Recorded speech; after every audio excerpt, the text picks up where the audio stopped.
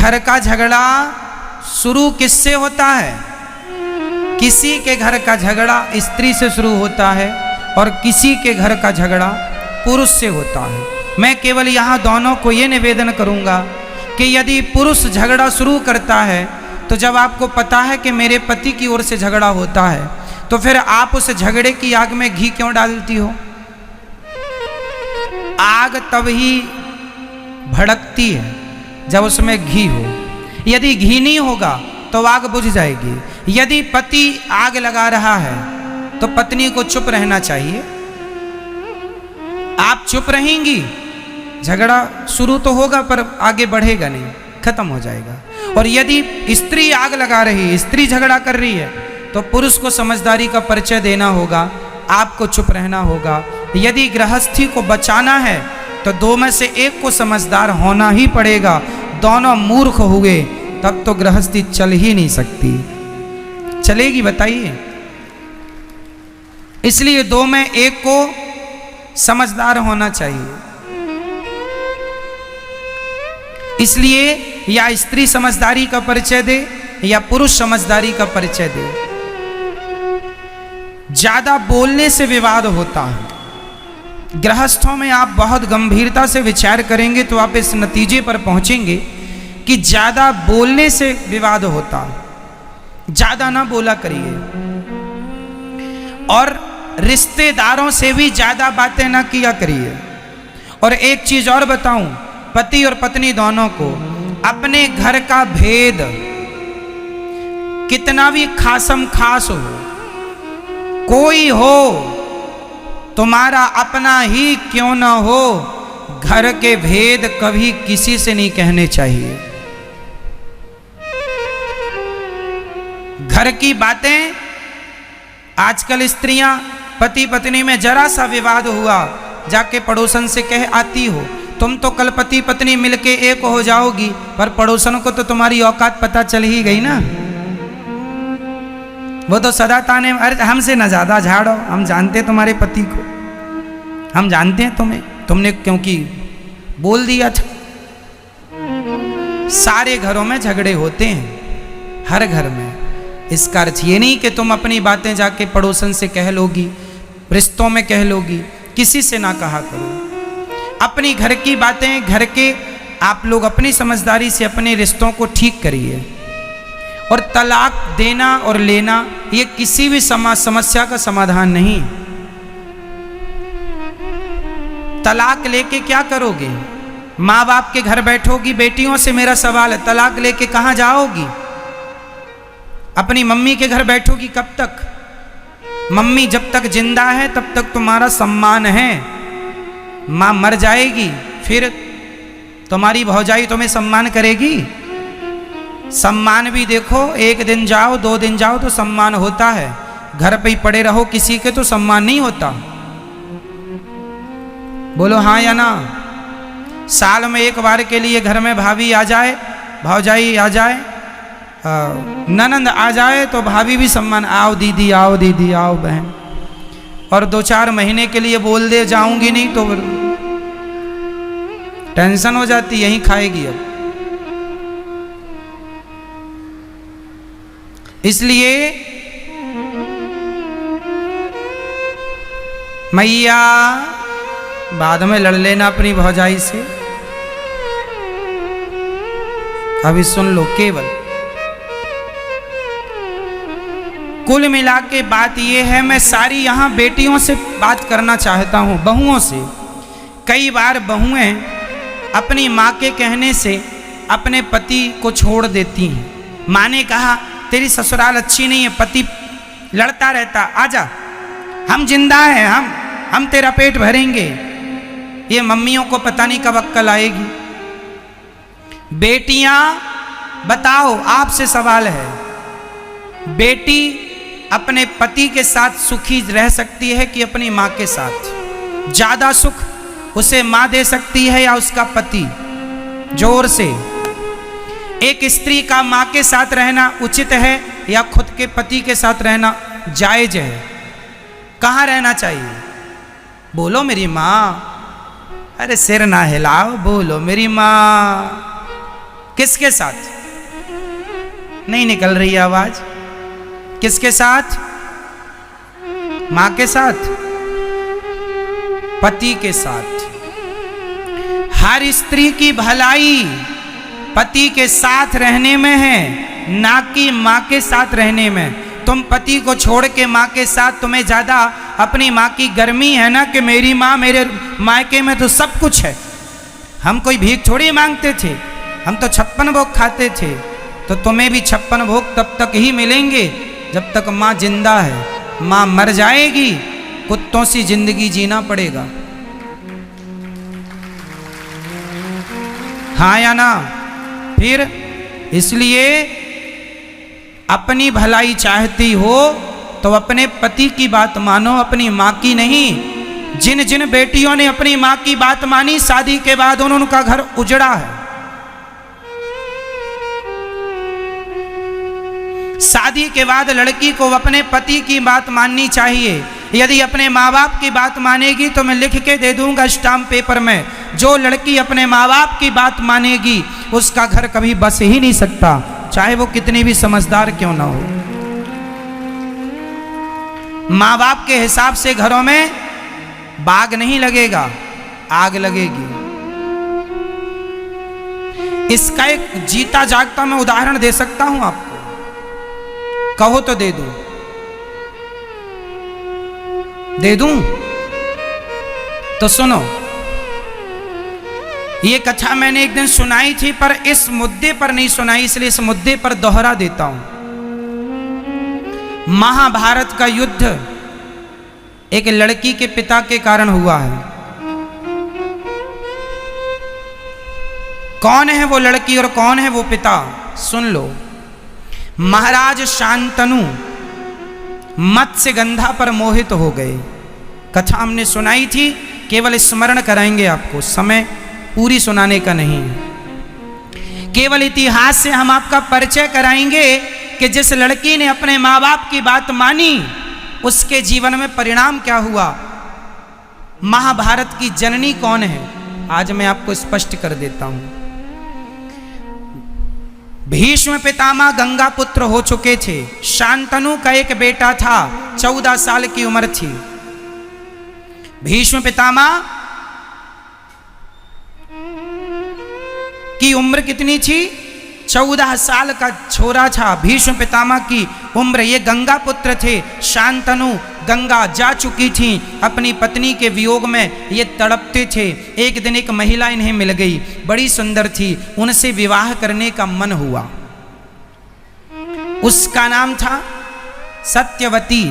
मत्स्यगंधा भी कहते हैं, योजन गंधा भी कहते हैं। कई योजन तक उनके शरीर से खुशबू निकलती है, इसलिए योजन गंधा भी कहते हैं। ठीक है, मछली की गंध आती थी इसलिए मत्स्यगंधा भी कहते हैं। सत्यवती नाम है। सत्यवती एक केवट की बेटी थी, कथा हमने उस दिन विस्तार से सुनाई थी। तो केवट मतलब लड़की का बाप। चलो, अब लड़की का बाप चला हस्तिनापुर। हस्तिनापुर में महाराज शांतनु राजा थे। शांतनु तो अंदर थे। भेंट हो गई भीष्म पितामह से। उस समय भीष्म पितामह की उम्र कितनी थी? 14 साल के बच्चे से भेंट हो गई। तो जो लड़की का पिता मतलब मत्स्यगंधा का, सत्यवती के पिता जो केवट थे, उन्होंने कहा, एक लड़की के बाप की दास्ता कह रहा हूं। उस व्यक्ति ने कहा, लड़की के पिता ने कहा कि कहो कुमार, राजकुमार, तुम्हारे पिता का दिल मेरी बेटी में आया है, शादी करना चाहते हैं। तो राजकुमार ने कहा, भीष्म पितामह ने कहा, जब मेरे पिता का निर्णय है और आपका निर्णय है तो आप देख लो। तो लड़की के पिता ने कहा कि मैं शादी तो कर दूंगा, पर मेरी बेटी तो इस घर में नौकरानी बन के रहेगी। क्यों? क्यों नौकरानी बनेगी? भीष्म पितामह ने पूछा। तो लड़की के पिता ने कहा, आप तो राजा के पहले बेटे हो, राजा तो आप ही बनोगे, और हमारी बेटी का जो बेटा होगा उसकी तो कोई पूछ नहीं होगी। तो भीष्म पितामह ने तुरंत प्रतिज्ञा की मेरे पिता की खुशी यदि इस महिला से है तो मैं आपको वचन देता हूं कि मैं कभी विवाह नहीं करूंगा, मैं कभी विवाह नहीं करूंगा और इस गद्दी पर आपकी बेटी से उत्पन्न हुआ बेटा ही बैठेगा। ये देवताओं को साक्षी मानकर 14 साल के बेटे ने प्रतिज्ञा कर ली। इसी का नाम है भीष्म प्रतिज्ञा। अब सुनो, सत्यवती के बेटे हुए, उनके कोई संतान नहीं हुई। फिर संतानें व्यास जी के द्वारा हुई। धृतराष्ट्र, पांडु धृतराष्ट्र बैठे सत्ता पे और धृतराष्ट्र को पुत्र। यदि भीष्म पितामह उस गद्दी पर बैठते तो महाभारत का कभी युद्ध होता? हमेशा लड़की के माता पिता अपनी बेटी का भविष्य बनाने के चक्कर में वो ये भूल जाते हैं कि इनके ससुराल में किसकी हानि हो रही है, किसका भला हो रहा। वो केवल अपनी बेटी का भला देखते हैं। और तुम बेटियों को अपने पति का भला सोचना चाहिए कि आपके पति का जिसमें भला हो, आपका जिसमें भला हो, वो निर्णय आपको लो। क्योंकि ससुराल पक्ष, जो मायका पक्ष होता है, वो हमेशा एक ही तरफ से वो निर्णय देंगे जिसमें केवल आपकी भलाई है। यदि उस लड़की के पिता ने ये देखा होता कि राज्य की भलाई किसमें है तो वो ये कभी संकल्प ना दिलाते, फिर भीष्म पितामह राजा बनते। और भीष्म पितामह राजा बनते तो महाभारत जैसी स्थिति कभी उत्पन्न ना होती। केवल यही बात समझाना है आपको कि शादी के बाद मेरी बहनों, मेरी बेटियों, हाथ जोड़ के कहता हूं, हाँ, यदि ससुराल में आप पर कोई अत्याचार हो रहा है तो आपके माँ बाप का बोलना जायज है, उचित है, पर बात बात में उंगली करना जायज नहीं है। छोटी छोटी बातों में भी माँ बाप उंगली करें, इससे रिश्ते टूट जाएंगे, खत्म हो जाएंगे। 100 में से 95 रिश्ते माँ की गलती से, लड़की की माँ की गलती से टूटते। इसलिए अपने पति, यदि तुम्हारा पति गलत रास्ते पर है, चलो एक और उदाहरण देता हूं। यदि आपका पति किसी और महिला के चक्कर में पड़ गया तो आप क्या करेंगी? भगवान करे कि आपके साथ ऐसा कभी ना हो, पर यदि हुआ तो आप क्या करेंगे? यदि आपको पता चल गया कि मेरा पति तो किसी दूसरी महिला के चक्कर में है, उससे बात करता है, उसके संग उठता बैठता है, जब आपको पता चलेगा आप क्या करती हैं? आप सबसे बड़ी गलती करती हैं। आप सबसे बड़ी गलती ये करती हैं कि जब आपको पता चलता है कि आपके पति का किसी महिला से चक्कर है तो आप तुरंत अपना सामान बांधती हैं और अपने मायके चली जाती हैं। अपनी माँ से बताती हैं। क्या होगा?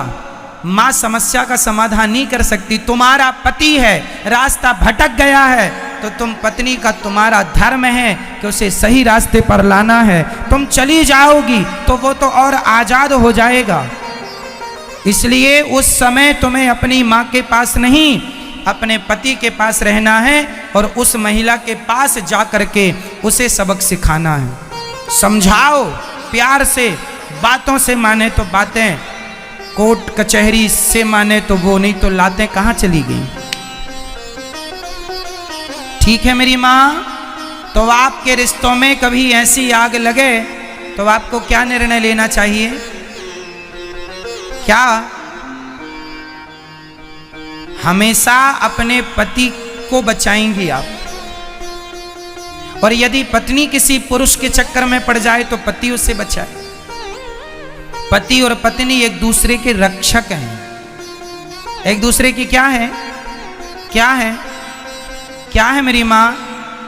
पूरक, रक्षक। इसलिए कभी आपका पति एक तो रास्ता ना भटके, यही अच्छा है, पर रास्ता भटके तो आप तुरंत अपने पति कुछ भी कहे पर आपको उस महिला को सबक सिखाना चाहिए। यदि हर स्त्री अपने पति के लिए उन महिलाओं को सबक सिखाने लगी तो समाज की महिलाएं डर जाएंगी कि यदि हमने इसका घर बिगाड़ा तो हमारी बदनामी होगी, जमाना हमें क्या कहेगा। आप तो गलती ये करती हैं कि आप उठाए झोला मायके चली गई, यहाँ पति उसके संग मौज करता रहा और तुमने तलाक ले लिया, तलाक लेके घर बैठ गई। इससे तुम्हें क्या मिला?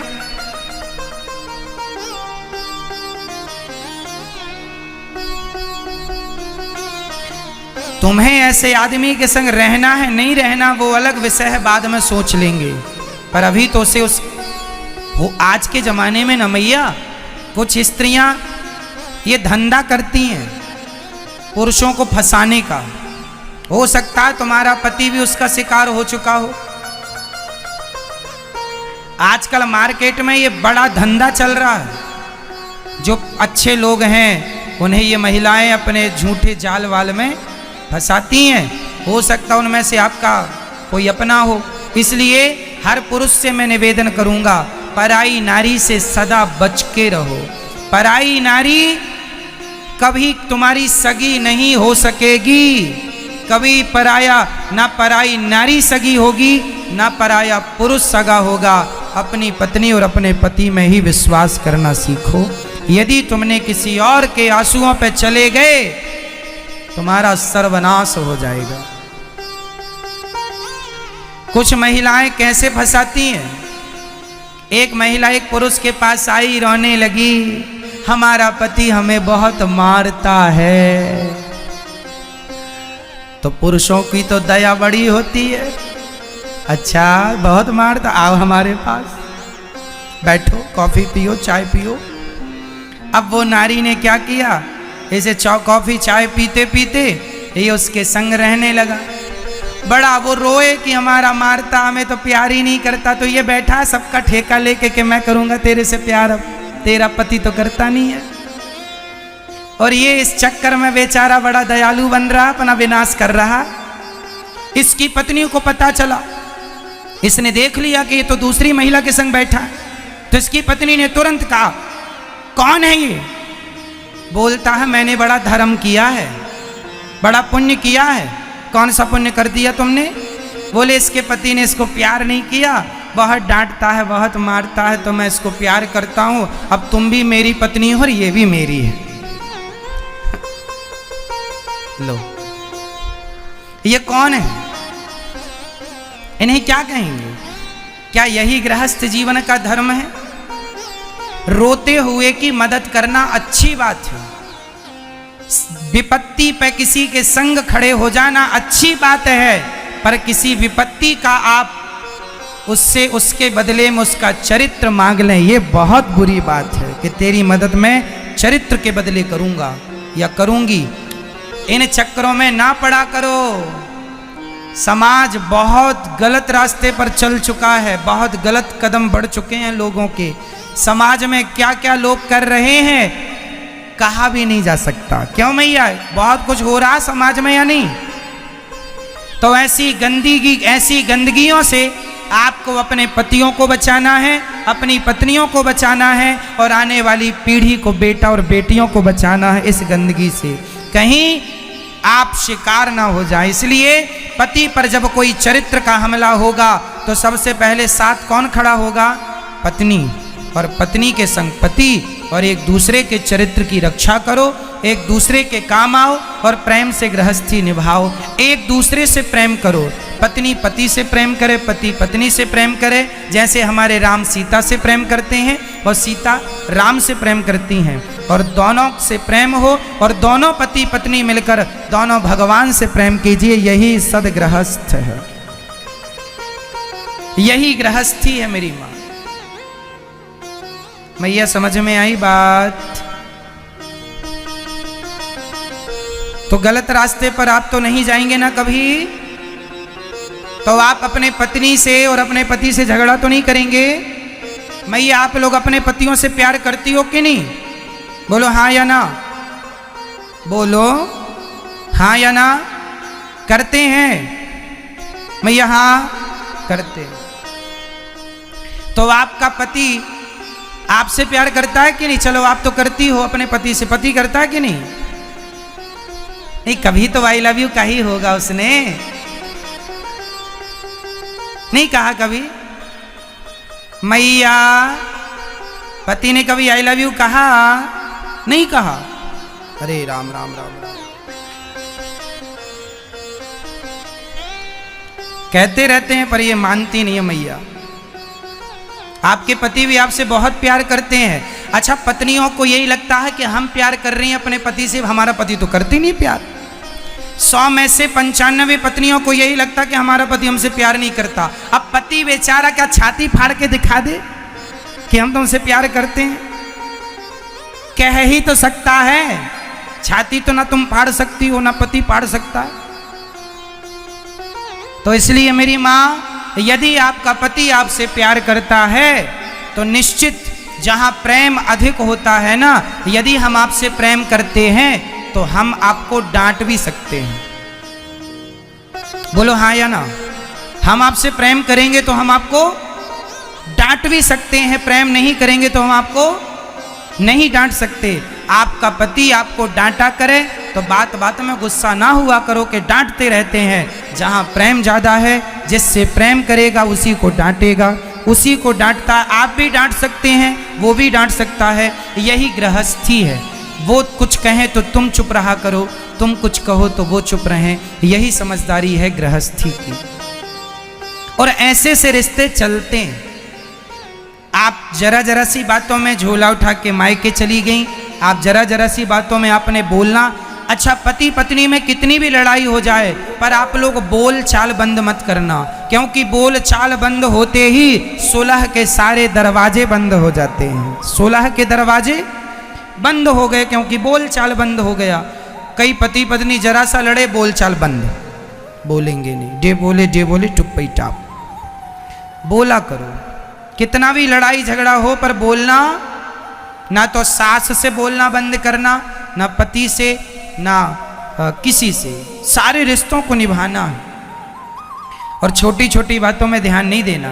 पति कुछ कह दे, कोई बात नहीं, कह दिया, गुस्से में कुछ हमने कह दिया, हमें आज गुस्सा था बहुत ज़्यादा, कोई काम को लेके कोई टेंशन थी, गुस्सा था, सारा गुस्सा पत्नी पे उड़ेल दिया।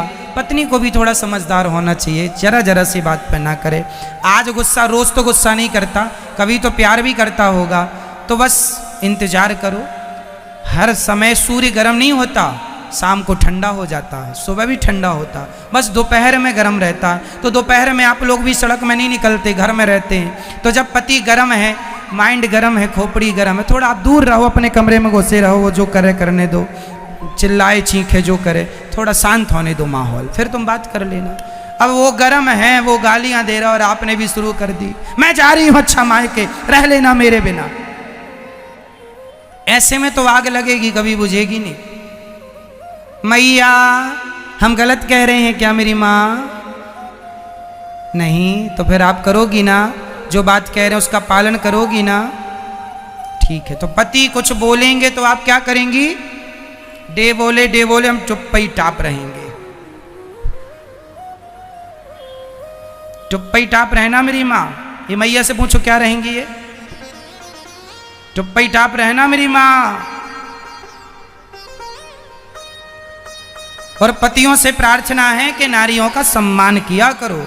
यदि आपकी पत्नी आपको परमेश्वर मानती है, भगवान मानती है, तो पुरुष का भी कर्तव्य है कि वो अपनी नारी को हमेशा लक्ष्मी मान के उसका सम्मान करे, देवी मान के उसका आदर करे, और कभी अपनी पत्नी के लिए अपशब्द ना कहे, उसे गालियां ना दे। ये पति की समझदारी है। हर पुरुष को चाहिए कि वो नारी जात का सम्मान करे। हर नारी को चाहिए पुरुष का आदर करे। बस प्यार दो, सम्मान दो और सम्मान लो। ठीक है मेरी माँ?